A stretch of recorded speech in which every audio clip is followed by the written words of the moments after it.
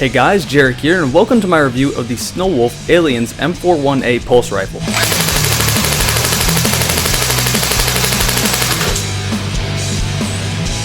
The M41A pulse rifle was first seen in the movie Aliens, which is the second movie in the Alien trilogy. This gun is the iconic sci-fi weapon coming from an iconic sci-fi series. If anyone tells you this weapon looks stupid, you have the full right to pimp slap them across the face as hard as you can. Chances are they're just a kid that thinks the pinnacle of their childhood is Call of Duty anyway. Now obviously I don't have the rights to show you the Alien movies, but I do have the rights to show you the Alien game. Now as I said, this is an iconic weapon, so it's in many different video games, ranging from Alien vs Predator to a new game coming out called Aliens Colonial Marines. This game is being developed by Gearbox, the same company that helped work on Half-Life 1 and fully made the expansions of Blue Shift and Opposing Force. They also made Borderlands and many different very successful video games, so as you can imagine, I'm very excited for this game to come out. However, it's not out yet, so the gameplay you are seeing is Alien vs Predator 3. The M41A pulse rifle uses a 100 round magazine loaded with 10mm explosive tip caseless light armor piercing rounds, although supposedly loaded only 99 rounds to prevent jamming. It's fitted with an underslung pump-action 4-shot 30mm grenade launcher. Now all of that is fine and dandy in the sci-fi world, but really, what is this gun? Well, the prop was mainly composed of an aluminum shroud, and the base gun was actually a .45 caliber M1 Thompson. The underslung shotgun was actually a Remington 870 with a SPAS 12 heat shield put over the top. An interesting fact is that only one of the Aliens pulse rifles was left intact after the original movies were filmed. Now many other companies have made a kit for a Thompson or replicated the pulse rifle off of a Thompson, but there's only one left used in the actual movies. Regardless of how many are left or what it's made out of or what the base gun is, it still remains to be one of the iconic sci-fi weapons.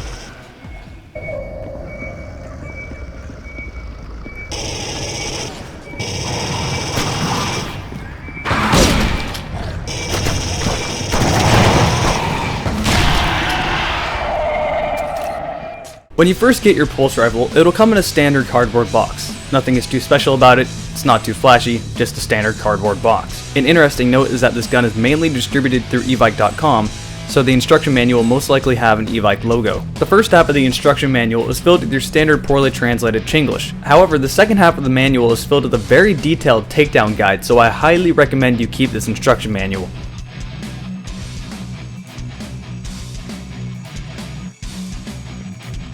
This gun comes with an 8.4 volt 1100 mAh stick type battery and a cheap trickle charger. I highly recommend you get a good 9.6 volt battery with a universal smart charger, or get a 7.4 volt LiPo battery that'll fit in this gun. I have to admit, when I picked up this gun out of the box, I had a little bit of a nerdgasm. It replicates the pulse rifle almost to a dime and looks very good. Now I prefer the kind of worn down pulse rifle look, but if you wanted to add that extra detail, I guess you could do it yourself. Inside of the gun, this gun will come with a 190 round short type Thompson magazine and a jamming rod. Out of the box, this gun comes with two orange tips on both barrels. These are just glued on orange plastic caps and you can take them off on your own.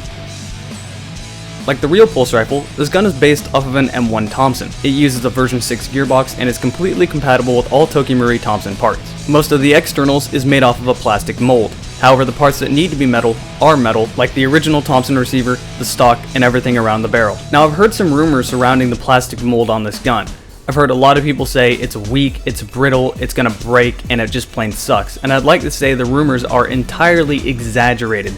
Now don't get me wrong, it's not the most solid plastic mold you're gonna find. However, it is solid ABS plastic, and if it does break, it's entirely user error. I wouldn't recommend going around hitting it on trees when you're taking cover or anything, but it's not gonna fall apart on its own. And it's definitely solid enough to take a little bit of a beating. So if anyone told you the plastic mold broke on them, they're just mad at themselves for breaking it. The stock is a 3-position metal stock. The way to extend the stock is to push a button on the back of the gun and pull it back till it clicks into place. The stock is very solid and actually fits very comfortably into your shoulder. It wasn't too short for me, and I have pretty lanky arms. This gun works the same way as your original Thompson. The bolt is metal, gives off a nice metallic clank, and you don't have to worry about it breaking.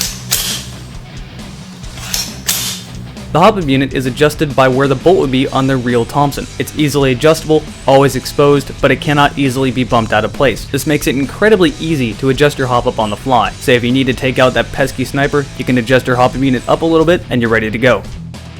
The shotgun on this gun is non-functioning, which disappointed a lot of people, but the reason it is non-functioning is because that's where the battery goes. You pull out on the barrel and twist it to the side, and it'll fit a stick type battery. Only stick types fit in this gun, and it just barely fits a 9.6 volt stick type. Overall, this is a very easy battery compartment, and if you need to swap batteries on the field, you can easily do so.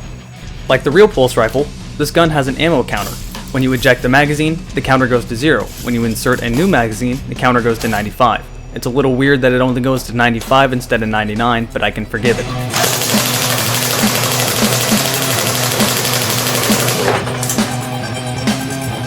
This counter runs off a standard 9-volt battery that you can pick up at any store. Pull the base plate off and it slips into the mag well. It's lodged into place pretty good, so you will not have to worry about it falling out when you're reloading. There's a little switch to turn the counter on and off if you don't want to have this feature. Now there's actually a decent amount of space in the mag well where this 9-volt battery goes.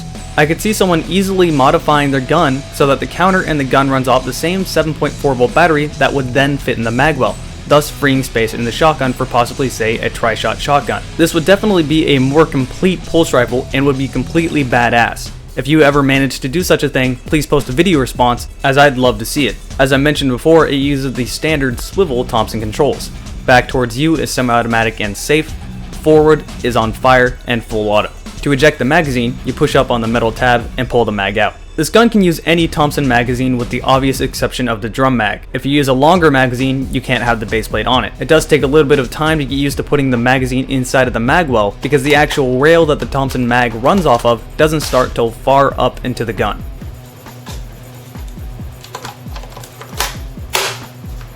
Now despite the shotgun not actually working, attention to detail is overall very good.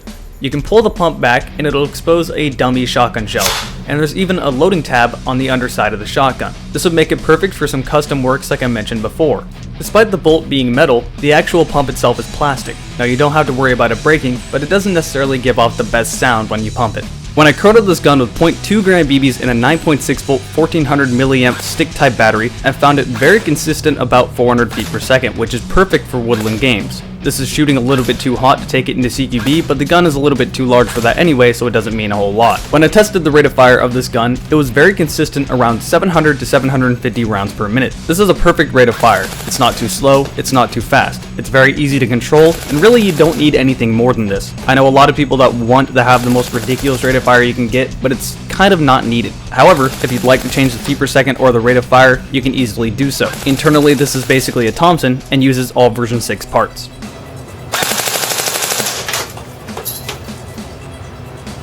Something I need to point out before moving on to the actual accuracy test is that this gun has no sights, just a groove down the top of the carrying handle.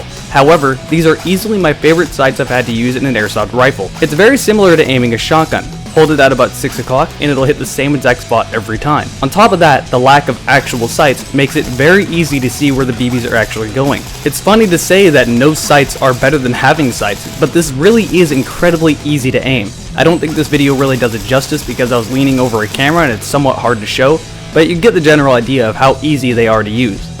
When I tested the accuracy of this gun, I was using 0.28 gram BBs. At 100 feet away, I had absolutely no problem hitting any of the targets, and there seemed to be no spray and pray factor on full auto, just a laser accurate gun. Something I feel very compelled to point out. Looking at this gun, it looks very uncomfortable. It looks unorthodox to hold, it looks front heavy, it looks like it was made for an alien, which is a little bit ironic considering where this gun came from. As a pleasant surprise though, this gun is very comfortable. It's not too heavy, it's not too light, it fits very well on your shoulder, and it's actually more comfortable than the original Thompson. On top of that, the weight is actually distributed very well because most of the weight is in the receiver of the gun, so it feels natural to hold in your hands. When I took this gun back to 150 feet, I had absolutely no problem hitting the man-sized target, and there seemed to be no spray and pray factor at 150 feet away.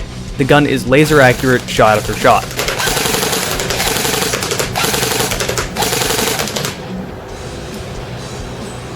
When I shot at the headshot target, I had the same exact results. So much so that it actually knocked my targets down, which I've never had happen before. I don't have enough space to show the max effective range of this gun, but if I had to guess, it would probably be close to around 200 feet.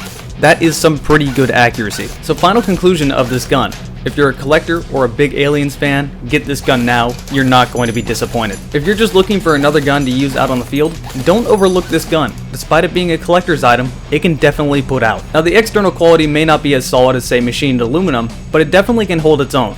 And performance-wise, it's exactly what you want. It uses all Thompson parts including a version 6 gearbox. It's upgradable, downgradable, and if anything breaks, you can easily replace those parts. It has a great feet per second, a decent rate of fire, and great accuracy. There's really not much more to ask out of this gun if you're going to take it into woodland. So is this worth your money? If you make a pulse rifle, you have a lot to live up to, and I'm happy to say that this gun does not disappoint. I came into it expecting some of the rumors to be true, just to be very happy to find out that most of them were vastly exaggerated. If you ever looked at this pulse rifle, go ahead and buy it, it's definitely worth your money. That about sums up my review of the Snowwolf M41A pulse rifle. Hope you enjoyed it, and I'll see you guys next time.